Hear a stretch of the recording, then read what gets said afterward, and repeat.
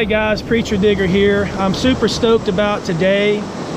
Today I got a very special guest, Michael Bennet, better known as Nugget Noggin, YouTube phenom.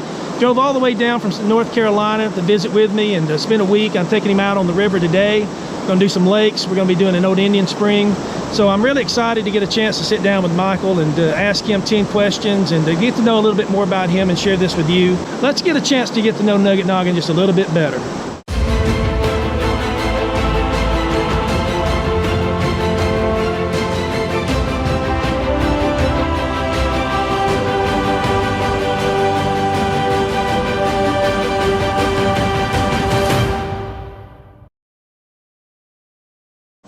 Nugget, I appreciate you being here today. It's been a pleasure. While many of your fans may know the story of how you got started in metal detecting, however, there may be some out there that don't know. Would you share with us how you got into metal detecting and how long you've been detecting?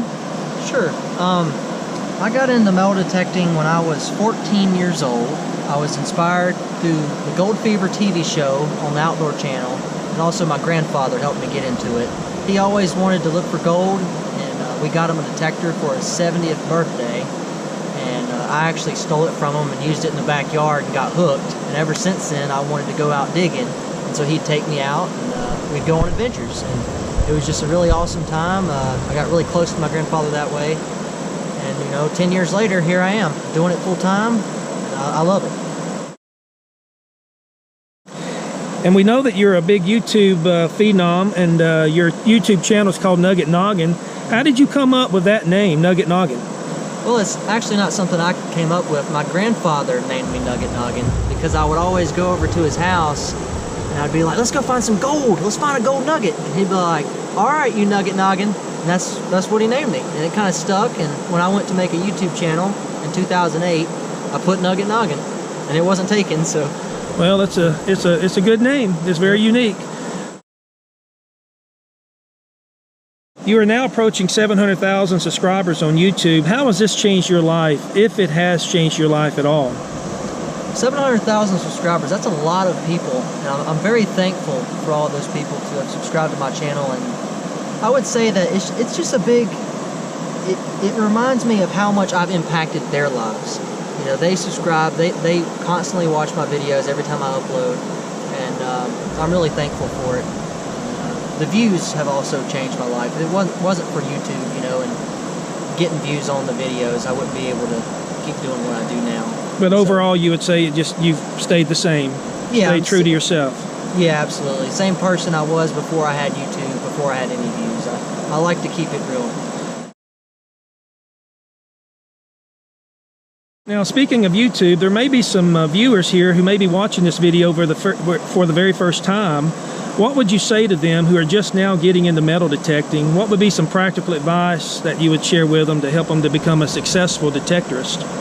I would say the most important thing in the whole hobby of detecting is research. You need a good location. So if you can find a place where, like a river site where people go kayaking or people lose a lot of stuff, you're going to be successful. And, I mean, a detector is an important part of it, but if you don't have a good location, then it's kind of not going to help you any. So, research is very important. Do you treasure hunt full time, and how many places in a year do you go, and how many miles do you think you travel? Well, I do treasure hunting full time. I just don't dig every day because some days I have to stay in the house, edit videos, have to ship orders. I run an online business called Battleground-Detectors, so I do a lot of shipping and answering phone calls and stuff. But I would say that I travel probably more than 30 or 40 times a year to different shows and events and places like that. And as far as digging, when I'm not making videos, I'm probably digging 3 or 4 times a week easily in the summer. That's when I'm really free, have a lot of free time in the summer. So throughout the whole year, I probably dig 200 times, without a doubt, 200 times. That's quite a bit. It's a lot of digging, and not all those trips I find stuff. I go out of 10 trips, I would say maybe 5 trips I get good finds. The other 5 is just trash, or you don't get nothing really exciting.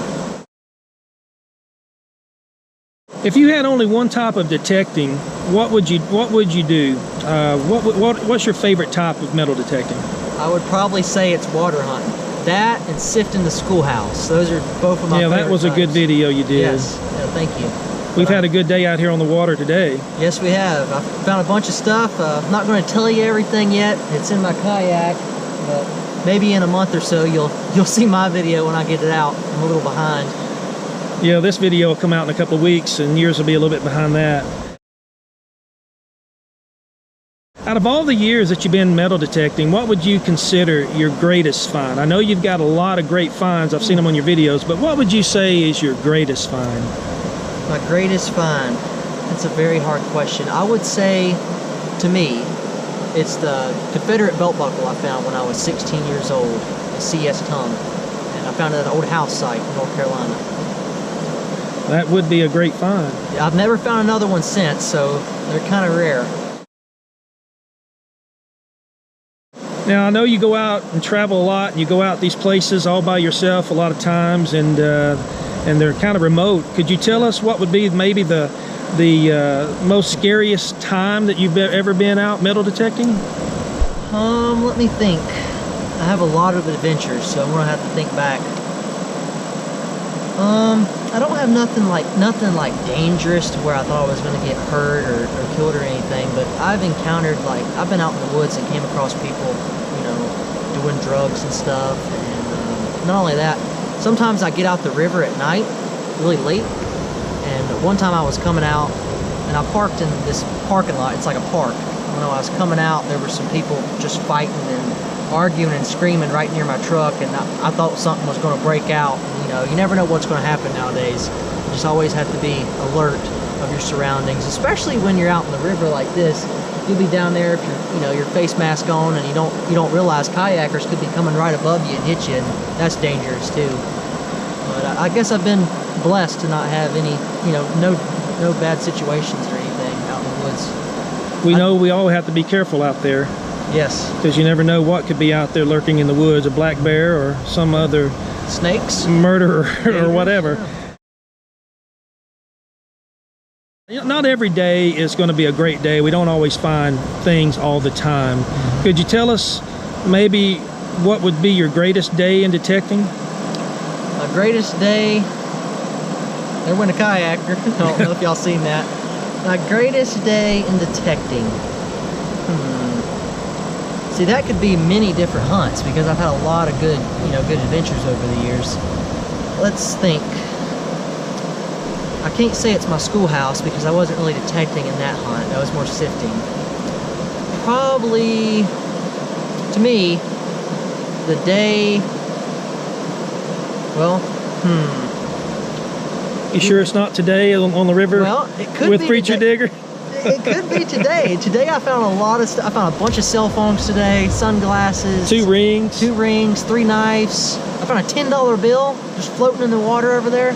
So to me, this is like a really awesome day. I'm just trying to think if I have anything that could beat it. Let me think. I can't think of anything. So besides today, I would say when I found my cannonballs in the river. Yeah, that's good. A really, really hard thing to find, and to me, that's an awesome hunt, and one of my favorite adventures. Now, to find anything, you got to have equipment to find it. What type of metal detector do you use, and why do you use that? I use several different types, mainly Garrett. Well, they're all Garrett. I use the Garrett AT Pro. That's one of my favorites. I have the Garrett AT Max, the AT Gold, the ATX, which is a pulse induction machine, and the Garrett Sea Hunter Mark II. So I got a big line of them, but out of all of them, the AT Pro is the main one you see me using in my videos. And I have a Pro Pointer. I don't have it on me, but it's the little orange handheld detector. I'll use that to... The Garrett Carrot? Yep, find stuff in the holes and in the river. And, yeah, the AT series is definitely a good series of detectors. Absolutely. I have a bunch of other tools. I have rock picks, shovels, pouches, headphones, vest. This is a life jacket, what I'm wearing right here, pretty cool. And it has a hydration bladder that you can add on to it. So I keep my water in the back. And when I'm out snorkeling in the river, if I get thirsty, I just take a sip. Now, one last question. I appreciate you sitting down with me today and taking the time to do that.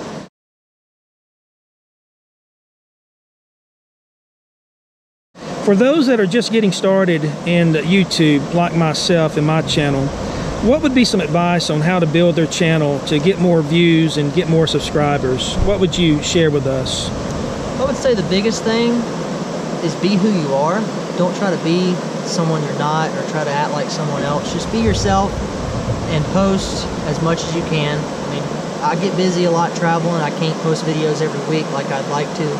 But if you have the time, I'd recommend posting one video every week. And just keep it consistent and do that for years. That's what I did. For 5 years straight, I just kept posting every weekend. You know, I was in high school and I was busy with schoolwork, but I would still post videos on YouTube. And I did it for fun. You know, I never thought I'd be doing this for a living. That's the thing.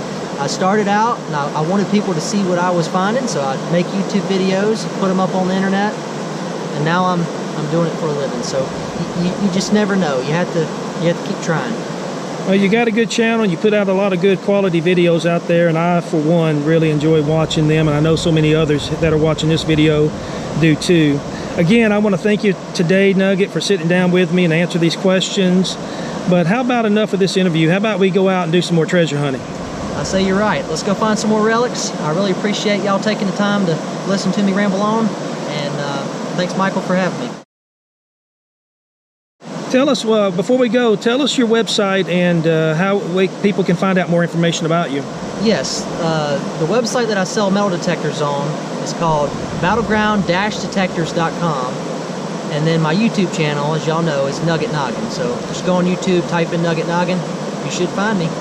Okay, and we'll put those in the description below that you can click on those links and go straight to his site. And if you got a detector or some type of equipment, just give him a call. Yep. Well, thanks again, man. Let's go do some treasure hunting. All right, let's go get them.